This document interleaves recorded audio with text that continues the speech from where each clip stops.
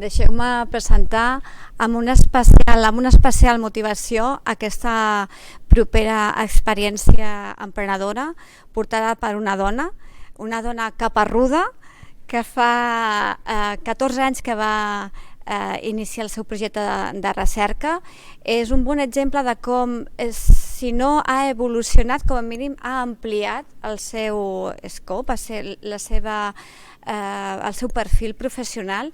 Ella lidera un grup d'investigació de neurociències. Ella és llicenciada en bioquímica, doctorada en bioquímica, ha estat desenvolupant tota la seva trajectòria investigadora dins de l'IDIVELL en el departament el grup de recerca de neurologia, i va descobrir un biomarcador que detecta les possibilitats de desenvolupar Alzheimer abans que apareguin inclús la simptomatologia clínica.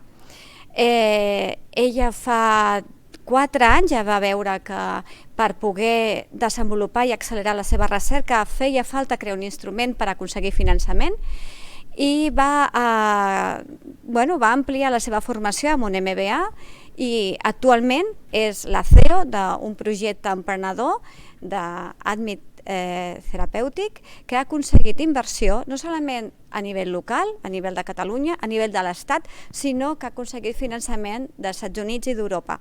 Estem especialment orgullosos de fer-vos coneixedors de Marta Barrachina i el seu projecte. Com ha dit la Raquel, som una spin-off activa. Fa tot just d'aquí un mes farà 3 anys que vam constituir la companyia.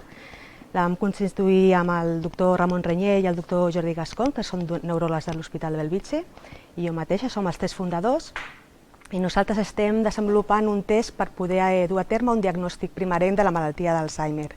Haig de dir que aquest projecte es va iniciar la part acadèmica a l'inici dels estudis a nivell de laboratori en el 2011, o sigui, és un projecte que portem 9 anys de desenvolupament. Primer faré una petita introducció de com és la malaltia d'Alzheimer, com es diagnostica, i finalment us explico què és el que estem fent a la companyia. A nivell mundial hi ha més de 40 milions de persones malaltes amb la malaltia d'Alzheimer. A nivell d'Espanya són unes 800.000 persones i a nivell de Catalunya unes 80.000, i s'estima que en el 2050 aquest número es pot triplicar si no es troba un fàrmac curatiu, perquè no existeix un tractament que curi la malaltia, és a dir, ni que la curi ni que detingui la progressió. Existeixen fàrmacs, però són fàrmacs que només actuen a nivell de símptomes. I el motiu és que tots els assajos clínics que s'han fet en els últims anys han fracassat. De fet, l'últim fàrmac que es va llançar al mercat, que és un dels que s'està utilitzant a la pràctica clínica i que només afecta a nivell de símptomes, es va llançar el 2003. A nivell de diagnòstic, quan el pacient visita per primer cop al neuròleg, perquè té queixes de memòria, generalment, se li fa una sèrie de proves mèdiques per poder esbrinar quin diagnòstic té. Una d'aquestes és una bateria de tests neurològics i neuropsicològics, que són feixucs perquè tenen una durada d'entre 3 i 4 hores, vull dir que consumeixen molt de temps de dedicació. Després s'apliquen una sèrie d'anàlisis per radioimatge, com per exemple la ressonància magnètica per observar la morfologia del cervell, i també s'aplica un tipus de radioimatge per mesurar un biomarcador en el cervell. Un biomarcador és una substància que et permet definir si aquella persona tindrà una malaltia o una altra. En el cas de l'Alzheimer, el que es mesura és el beta-amiloid, que és una proteïna que s'acumula en el cervell d'aquests pacients. El problema que té és que aquesta proteïna no només s'acumula en els malalts d'Alzheimer, sinó que també es pot acumular amb l'envelliment normal. Per tant, no són tècniques específiques per a Alzheimer, són molt costoses i, òbviament, són invasives pel pacient i tampoc es poden dur a terme en tots els hospitals. I per últim, una altra prova que se li fa a aquest tipus de pacients és una punció lumbar, que és una detecció també invasiva. Es punxa a l'esquena per obtenir el líquid cefalorraquidi i on es mesura també els nivells de beta-amiloid, el biomarcador que he comentat, i d'altres que estan descrits per l'Alzheimer. Tot plegat, amb l'anàlisi de totes aquestes proves diagnòstiques, el neuròleg emet un informe de diagnòstic probable d'Alzheimer, tot i que el diagnòstic definitiu no s'obté fins que la persona es mor i es fa un anàlisi del cervell en l'autòpsia. Llavors, per entendre molt bé aquesta malaltia, hem de tenir en compte que és una malaltia de llarga durada i que es pot dividir en 3 fases. La primera és una fase asimptomàtica, que ara està tan coneguda entre nosaltres amb el tema, malauradament, de la pandèmia, amb el Covid. Durant aquest període asimptomàtic, que vol dir que el pacient té la malaltia però no té cap símptoma clínic, en aquest cas pot tenir una durada de fins a 20 anys. Això repercuteix molt negativament en l'evolució d'aquests pacients perquè ja durant aquest temps el cervell es veu afectat per una mort neuronal important. Llavors, quan el pacient visita el neuròleg per tenir queixes de memòria, és quan parlem de la fase de deteriorament cognitiu lleu, és a dir, que hi ha pèrdues de memòria, tot i que el pacient pot continuar fent una vida autònoma. I per últim, és la fase que més coneixem, que és la fase de demència, i que pràcticament el 80% dels casos s'associa a malaltia d'Alzheimer. Doncs bé, tota aquesta progressió és el que ha provocat que els assajos clínics hagin fallat, com us he comentat al principi. Per què? Perquè les empreses farmacèutiques, en els últims anys, els pacients que han seleccionat per provar els fàrmacs que tenien en estudi eren pacients en la fase inicial de demència. I en aquesta fase, com el pacient porta tants anys de malaltia, el cervell està molt afectat. I per tant, no vol dir que no hi hagi un fàrmac que tingui un efecte curatiu. El problema que tenim és que no s'ha pogut testar ni demostrar la seva eficàcia amb la població de pacients adients per veure que té un efecte. Això que us estic comentant, òbviament les empreses farmacèutiques s'han adonat en els últims anys, per tant, el criteri de selecció de pacients pels assajos clínics és seleccionar-los a l'inici de l'aparició de símptomes, de pèrdues de memòria, però com a criteri d'inclusió només seleccionen els pacients que tenen beta-amiloid en el cervell per radioimatge. Llavors, aquesta tècnica, com us he dit, no és 100% específica d'Alzheimer, ja que se sap que s'estan incloent en els assajos clínics pacients, un 30% d'aquests pacients que tenen beta-amiloid en el cervell mai tindran Alzheimer. Per altra banda, els pacients que no tenen beta-amiloid en el cervell i que no entren a l'assaig clínic, un 25% d'aquests pacients evolucionarà a Alzheimer. Tot plegat fa que continuï fent-se de manera incompleta la selecció correcta de pacients per als assajos clínics i, per tant, no s'està optimitzant la selecció o la identificació d'un fàrmac curatiu. En aquest punt és on entrem nosaltres com a companyia. Nosaltres estem desenvolupant un test de diagnòstic que consistirà en un anàlisi de sangre en aquesta fase i mesurem una sèrie de biomarcadors, que ara us explicaré quins biomarcadors són. Aquests biomarcadors ens podran determinar quin d'aquests pacients sí que evolucionarà Alzheimer i independentment de com tingui en el cervell la presència o no de beta-amiloid. Aquests biomarcadors són els que vam descobrir com a grup acadèmic en l'IDIVELL, el projecte que vam iniciar en el 2011. Vam fer un estudi analitzant cervells de pacients que havien mort i havien cedit els seus cervells a la ciència i estaven en biobancs. Eren cervells, o sigui, pacients a diferents etapes de la malaltia, i vam identificar uns biomarcadors que estaven alterats en aquests cervells i no hi eren en els cervells de les persones sanes. Aquests biomarcadors, en el nostre cas, el que estem quantificant és una modificació química de l'ADN, que és el que es coneix com a marques epigenètiques. Aquests resultats els vam publicar en una revista científica, els vam patentar i va ser quan vam constituir la companyia per poder dur a terme tot el desenvolupament. En què consisteix l'anàlisi? Consisteix en obtenir sang d'aquests pacients que tenen les primeres pèrdues de memòria. En el laboratori purifiquem ADN de la sang, aquest ADN el seqüenciem i llavors veiem un patró en la sang amb la presència d'aquests biomarcadors o no, que ens permet dir si el pacient tindrà Alzheimer o no el tindrà.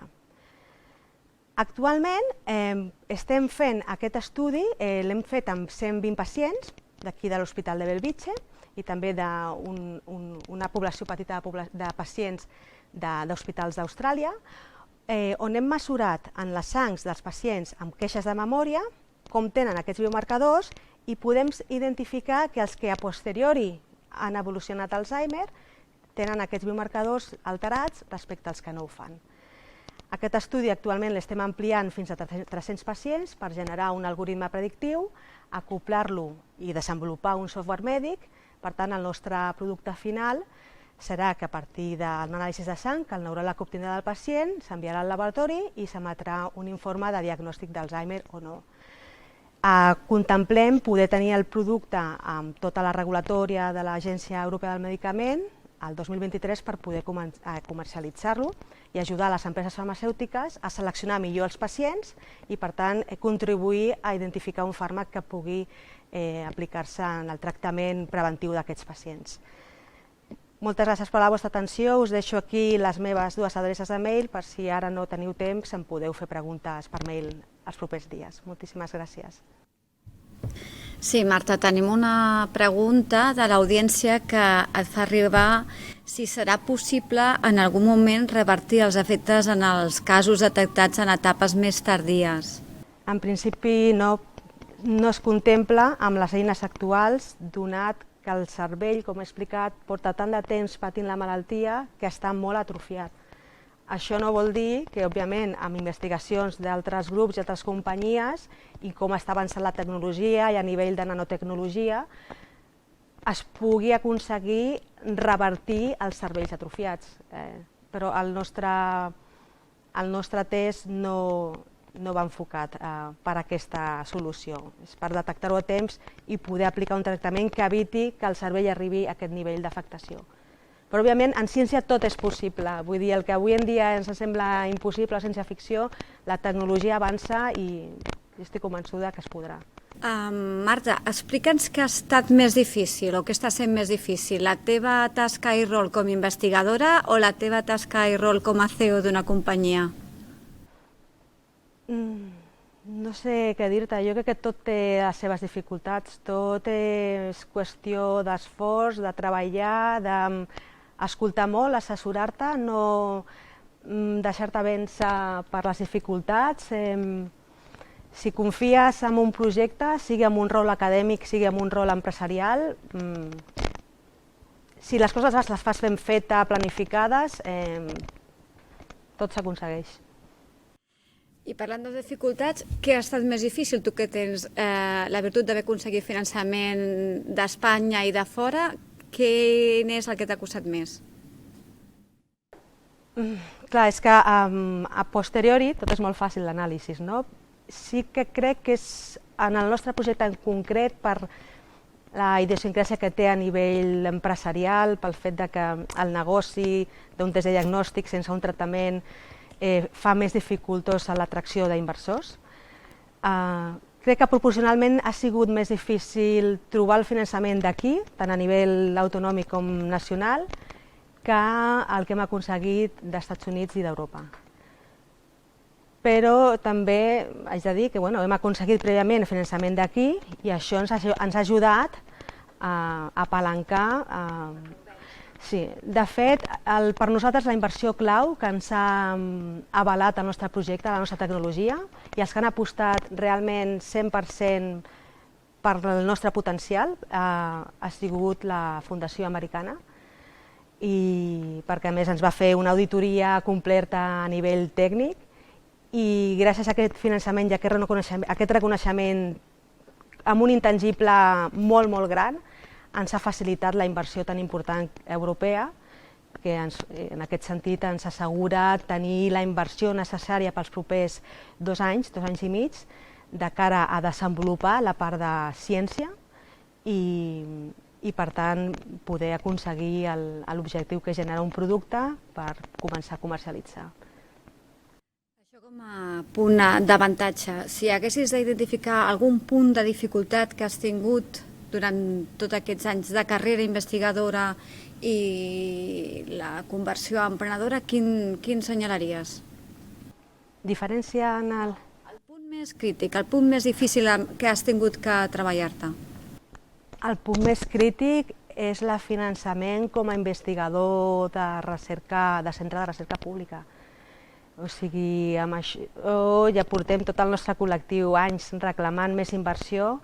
Malauradament hem hagut de tenir una pandèmia perquè la societat a nivell general se n'adoni de la importància de la inversió en I+D Un altre exemple clar és l'exemple que hem tingut amb l'actual Premi Nobel aquest any de CRISPR, no? Que ve d'una recerca bàsica d'uns microorganismes amb unes salines d'Alacant, vull dir, és futur invertir en recerca.